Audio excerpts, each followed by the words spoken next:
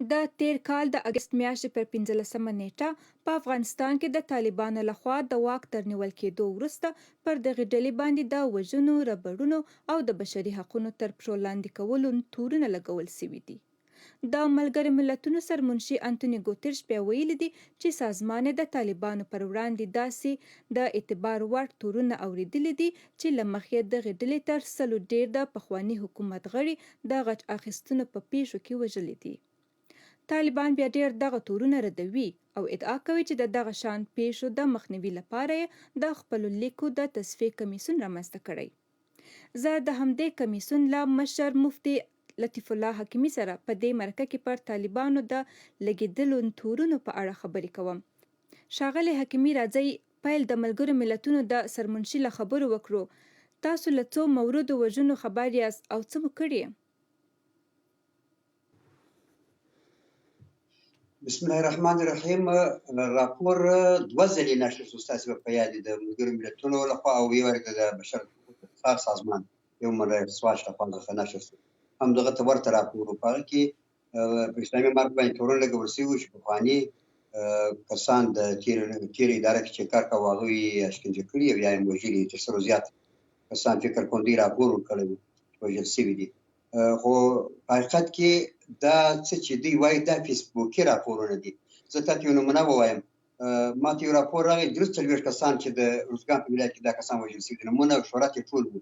ما د ارزګان تصفیې کمیسیون له مسؤل سره هغه لیست شریک کړی. هغه 43 کسان ټول دلته دي، فعال دي. موږ سره هغه د ځینې استخباراتو ځینې د پولیسو ځینې د پخواني اردو خلک وو. خو هغه موږ سره اوس هم کار کوي. در ویلېږم او که غږونه درته واورم، که نمبرونه درته ولېږم، یعنې تر دې حده پورې دا خبره دومره 43 کسان په هغه کې یو کس هم نه ځورول شوی و، نه شکنجه شوی و. ښاغلی حکیمي، دا خو یوازې د بهرني هیوادونو او نړیوال سازمانونو څرګندونې نه دي. په کندهار، هلمند، خوست، ننګرهار او یو شمېر نور ولایتونو کې عام خلک هم ورته څرګندونې کوي او وایي چې دغسې یو څه پیښ شوي دي. ګوره، شخصي دښمنۍ موږ هم نه ردوو. تاسې هم به کېدای شي مطلب دغه وي چې داسې کسان ځینې پېښه شوي دي. د هغو پېښو د مخنیوي دپاره هم موږ ژمن یو او همدغه کمیسیون یوواله دندو څخه دغه وه چې د دغسې پېښو مخنیوی وکړي. هغه کسان چې د اسلامي امارت په چوکاټ کې اوسېږي او ټوپکو څخه په استفادې باندې خلک ځوروي، د هغو مخنیوی وشي، هغه له صف څخه اخراج شي. شخصي پېښې شوي دي هم په دومره کچه باندې دوی وایي په دې دومره کچه باندې هیڅ نشته او ځینې که شوي وي د هغو د تدارک لپاره کار شوی او تحقیقات په هغه مورد کې شوي دي. نو دا دی چې د راپورونه ورکوي او ورباندې موږ خبر نه یو. نو نه پوهېږم دا اوس د بشر د حقوقو سازمانو دي که کوم استخباراتي سازمانو دي او موږ ته درک نه معلوم. تاسو همیشه دا خبره کوئ چې مسؤلیت نه منئ، تر ډېره وایي چې دا خصومتونه شخصي دي. خو ستاسو مسؤلیت دا دی چې باید د خلکو څخه ساتنه وکړئ. که ستاسو واکمنۍ کې داسې پیښ رامنځته کېږي نو فکر نه کوئ چې مسؤلیت یې ستاسو پر غاړه دی او تاسو مسؤل یاست؟ د خلکو د ساتنې لپاره موږ ژمنتیا ښودلې ده او همدا راز اقدامات مو کړي دي. لکه امنیتي کمیسیون په چوکاټ کې په نامه باندې د درو وزارتخانو په چوکاټ کې کمیسیون ایجادول، همدارنګه تصفیه کمیسیون ایجادول، نورې لارې چارې پر کار باندې اچول، د خلکو شکایتونو لپاره شمېر اعلانول او همدارنګه خلکو شکایتو ته عملاً رسېدګي کول او همدغه ژمنتیا سبب ده. او د ژمنتیا سرچینه بخښنه غواړم د خبره پوره کړم، سرچینه له عامې عفوې څخه که داسې وایي چې یعنې اخیستل کېږي، که داسې وایي چې موږ د انتقام جویي مسله په زړه کې وایي یا مو اراده وایي او یا مې چاته اجازه ورکولی، نو بیا ډېره ښه پلمه جوړه وه. د افغانستان له سقوط څخه وروسته د تېره اداره سقوط شوه، امارت حاکم شو، نو دا چا څخه هر انتقام سړی اخیستلی شوی، هر چا اخیستلی شوی. خو د هغه دپاره چې دلته د وینو نور مخنیوی وشي، د خلکو ځورول مخنیوی وشي، عام عفو اعلان شو او د هغې عامې عفوې نتیجه ده. تاسې ګورئ پوهېږئ چې هغه کسان چې هغو فدایي عملیات کول پر ځینو کسانو باندې، پر هغو باندې اوس هغه فدایان بیرته پیرې باندې کوي، ګزمې باندې کوي او هغوی د تر اوسه مو کوم څوک مجازات کړي دي؟ تاسو تر اوسه کوم څوک مجازات کړي؟ پیښې رسېدلي دي. د هغه تاسې ولیدل چې د کس وهل شوی و، بیا هغه د هغه وهونکی ضارب هغه ونیول شو، محکمې ته وسپارل شو، محکمه شو. همداراز دغه موږ چې تر ننه ورځې پورې ګوره موږ 4,000 بله ولې نه جزا سزا ورکول هغه د محکمې کار ده. محکمې د پوره صلاحیت کې خوشي کوي که سزا لري که ډېر طالبانو ډېرې محکمې پرېکړې وي ژر ترسره کوي، یعنې تر اوسه هغوی ته لا جزا نه ده ورکول سوې او دا مو پرېږدي محکمې ته. ولې نه د سزا او جزا معرض وکړي، هغه محکمې او دا چې دی علني کوي، هغه د محکمې صلاحیت کې علني کوي. خو دا چې پر محکمه باندې څوک زور رسي چې خامخا دا موضوع علني کړي، سزا ورکول شوې. ګوره تر نن ورځې پورې موږ 4000 کسان دوه درې بالا موږ له صفونو څخه اخراج کړي. دغه څوک و؟ دغه هغه و چې شخصي انتقام ته یې لمن وهله، یا یې خلک ځورول او همداراز د خلکو کشکشي کولو کې لاس و، یا یې بده سابقه و. دغه معنا دا ده چې دا ژمنتیا موږ ورته ښوولې ده او عملي کار مو کړی ده. دا معنا ورکوي چې ولس دې انشاءالله تعالی ډاډه اوسي. که ځینې موارد وي هغه به شخصي وي او د هغو به معلومات کېږي، پلټنه به یې کېږي او بالاخره به مجرم کس ته سزا ورکول کېږي. ښاغلی حکیمي، فکر کوئ چې دغه د دوی ایستل د صفونو څخه به دا سزا به دوی ته کافي یعنې تر دې وړاندې تاسو کومه جزا نه ده ورته ټاکلې؟ دا هغه کسان دي چې تر د امارت تر حاکمیت له مخې ځینې جرایم کړي وي یا بده سابقه وي، اکثریت هغه کسان دي. نور د امارت له حاکمیت څخه وروسته نه امارتي کس ته نه وي بل کس ته جرایم معاف دي. هېڅ قسم جرم یعنې قضایي مسؤلیت هېڅوک نه لري. نو هغه څخه وروسته که څوک د جرایمو مرتکب سي، هغه ته به حتما سزا ورکول کېږي او هغه موارد موږ لرو چې موږ محکمې ته سپارلي. خو دغه شمیرې چې تاسو یاد کړې په دوی کې لوی جرمونه هم شته، لکه ستاسې جنګیالي د پولیسو چارو تجربه نه لري، له همدې کبله په کابل کې پر چک پاینټ یوه نجلۍ ووژل سوه، په کندهار کې هم یوه ورته پیښه رامنځته سوه او دغه ډول په نورو ولایتونو کې هم د دغسو پیښو موږ ته راپورونه رارسېدلي دي. دا خو د شخصي خصومت موضوع پورې تړاو نه لري، دا ستاسو لخوا ګمارل سوي کسان دي. څومره مسؤلیت ستاسو دی او د مخنیوي لپاره یې څه کوئ؟ بلې داسې موارد چې وو لکه د کندهار، پنجشیر، کابل او همداراز په نورو ځینو ځایو کې داسې پېښې وسوې، دردونکې پېښې واقعا. دا د سوء تفاهم نتیجه وه چې یو دوه کسان ولاړ دي په چوکۍ باندې، یو اجازه ورته وکړه چې بل نه یې لیدلي، تر بل موټر مې هم بیا هغه ورباندې ټکان وکړي. دا ټول هغه موارد دي. دا قصدي ته ورته اعمال دي. خو هغه دا ګمان وکړي چې ما څخه موټر وځغلاوه لکه چې دښمن و، چې تر څو بل ورباندې خبرېږي چې اجازه یې ورکولې د ټک ورباندې کوي او هغه کس وژل کېږي. په دې باندې موږ تاسف کوو او رنځ وړو او واقعا دا دردونکي دي. خو د هغه دپاره چې مخنیوی وشي، هغه پولیسي نظام برابرول دي. د هغه دپاره چټک دا اقدامات سوي دي. تاسو خبر یاست چې هره ورځ د ورځې په تېرېدو سره په روزلو اشخاصو کې اضافتوب راځي او انشاءالله تعالی یو ملي د تحفظ دپاره کافي داسې پولیس به جوړ شي چې هغه له ښې تجربې څخه برخوردار وي او لازمې زده کړې وي.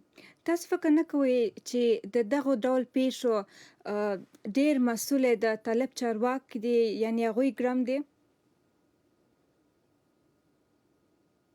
هغه کسان چې دوی له لاسه څخه پیښې کېږي، نو هغه خو مستقیم په جرم کې ولاړ کس مجرم ګڼل کېږي، او هغه څوک چې ده ته یې تربیه نه ده ورکړې یا یې دی پر دغه ځای باندې درولې، دی تجربه نه لري، هغه په دویم قدم کې شي، هغه شریک جرم ګڼل کېږي. دغه دپاره اقدامات سوي دي او موږ هغو پیښو څخه د بیا تکرار مخنیوي دپاره لازم اقدامات سوي دي.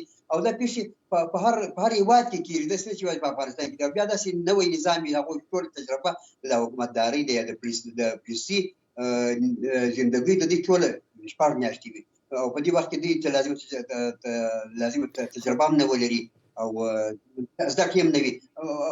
لا جرم داسې پیښې به کېږي. خو زه دا نه وایم چې دا پیښې دې کېږي، دا عادي خبره نه ده. عادي خبره نه ده. د دې د مخنیوي دپاره لازم اقدامات باید وشي او سوي دي. ښاغلی حکیمي، 6 میاشتې زه فکر کوم چې شاید خلکو ته ډېره اوږده موده یې. په دغې موده کې تاسو فکر نه کوئ چې بالاخره باید دغه کوم کړاوونه چې دی دا باید پای ته ورسېږي او بالاخره به دوی دا مسلکي کسان یې. تاسو مخکې ویل چې سوء تفاهم باندې دا هر څه سوي دي، نورې به دغسې سوء تفاهم څومره ډېرې پیښې وسي که تاسو جدي اقدام ونه کړئ؟ بلې د سوء تفاهم دا معنا نه ده چې نو دا پیښې دې کېږي، دا به ټول په سوء تفاهم باندې حمل کېږي.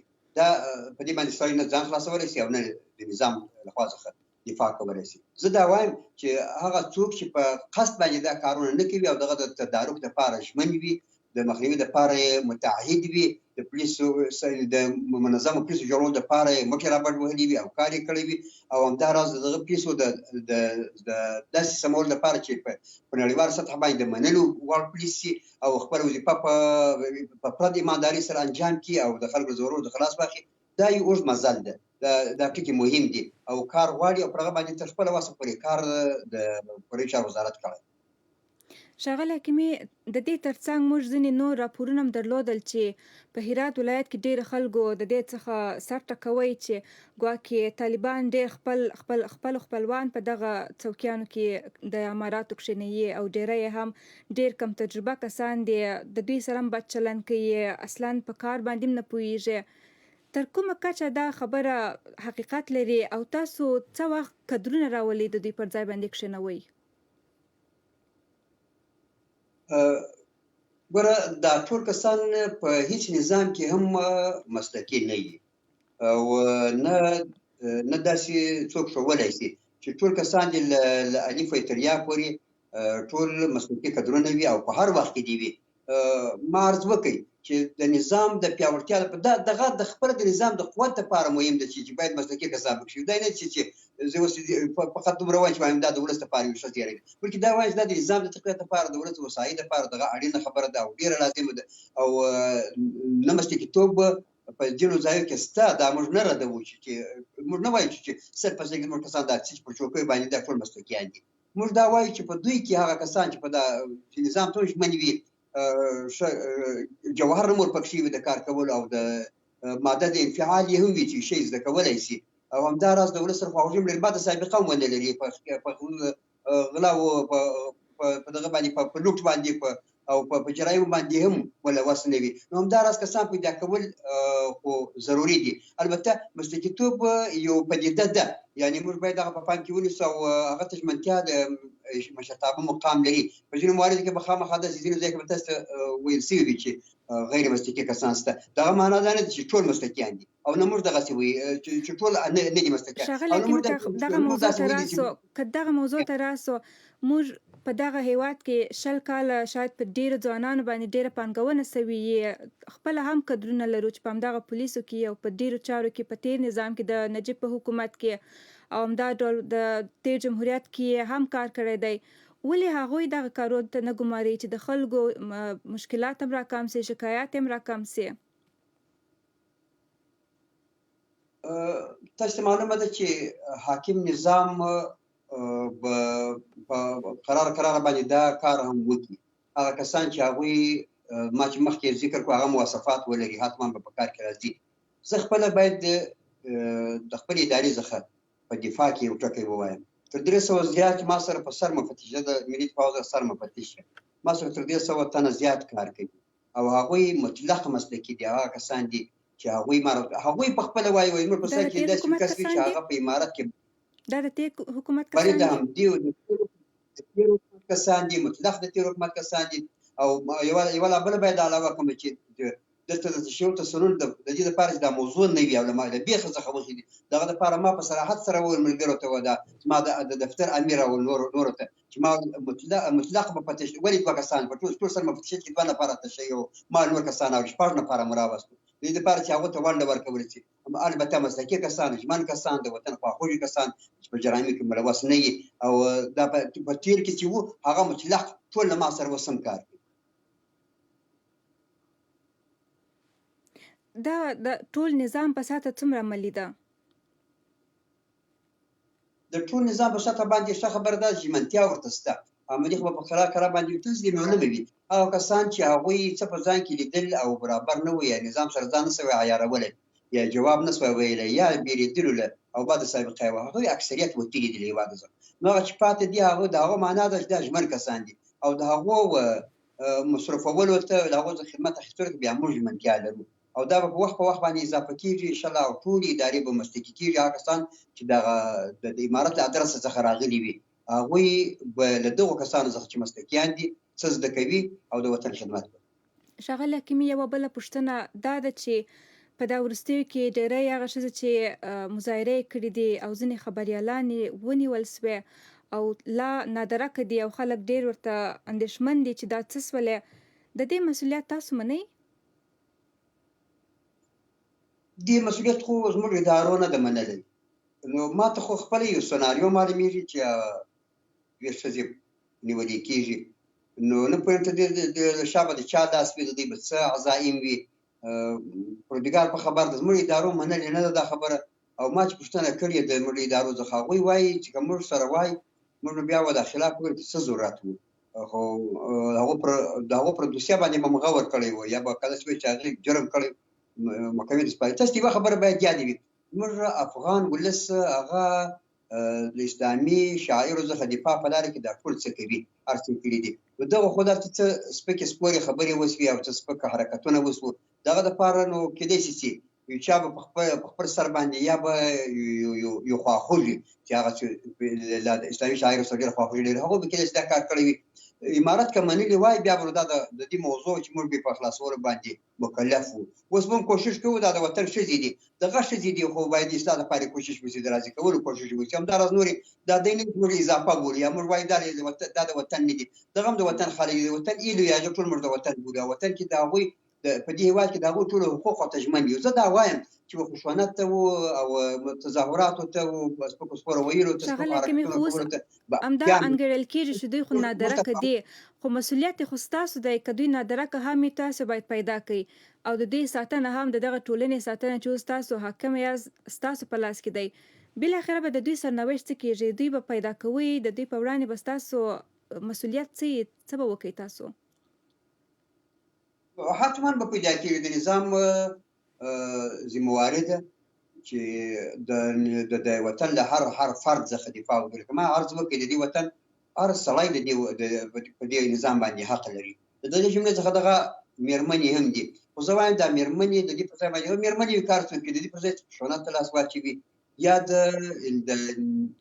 نظام څخه د تضاد په وجه باندې اسلامي شاعرو ته سپکاوی وکړي تر هغه دغه ښه ده چې په حسن تفاهم باندې موضوع حل کړي امارت داسې نه ده چې له چا سره تفاهم نه کوي دیالوګ نه کوي دا زموږ د وطن خویندې دي هر څوک چې وي د هغوی سره موږ خبرو ته حاضر یو هغوی ته قناعت هغوی ته د همداراز تاسې پوهېږئ چې اسلامي امارت ته اعلان وکړي چې هغوی ته به کار او د روزګار زمینه برابرېږي او همداراز د زده کړو ښاغلی حکیمي په ټولنې کې هر وګړی چې ژوند کوي هغه د اعتراض حق لري چې اعتراض وکړي دا د دوی حق چې دوی اعتراض وکړي او باید ورته ځواب هم پیدا سي بالاخره به دا ځواب دوی ته څه یي دوی خبرې دي اعتراض کول هم څه مراحل لري لکه عدلیه وزارت او کونه چا وزارت دا به په جریان او له هغو څخه اجازه اخلي دویمه خبره دا ده چې اعتراض ته هغه صورت وي که خبره نه حل کېدلې بیا نو سړی سلکانو بیا نو خلک سلکانو لا شپږ میاشتې کېږي د دوی پر تړاو باندې هېڅ کوم خبره هم نه ده حل سوې نو تر دغه مهمې خبرې پاتې دي خو نه دغه ځانو ته حق نه ورکول سوی مسایل په وطن کې پاتې دي یعنې تاسو د ښځو حقونه مهم نه دي داسې یو موضوع ده چې نړیوال امر باندې ټول بحث کوي څوک سترګې نیسي په ټوله د ښځو د حقوقو وزارت نړیوال امر ښه پوهېږي راځئ وروستۍ پوښتنه به تاسو نه وکړم تاسو د دفاع وزارت د یو لوړپوړي چارواکي په حیث او دا چې د چارن او تصفیې کمیسیون مشر یاست دغومره مدت کې شپږ میاشتې کې دغه پیښې چې سوي دي تاسو خپل حکومت ناکامه بولئ که کامیابه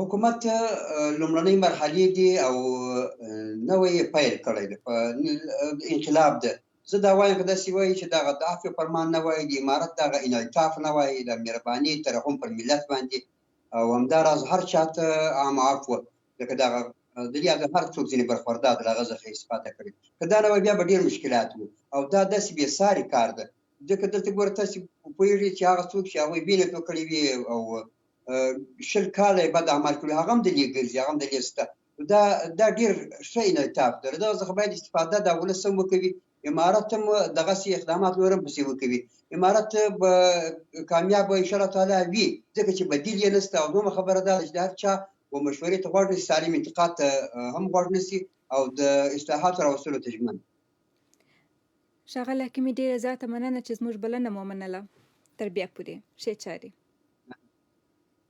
انشاءالله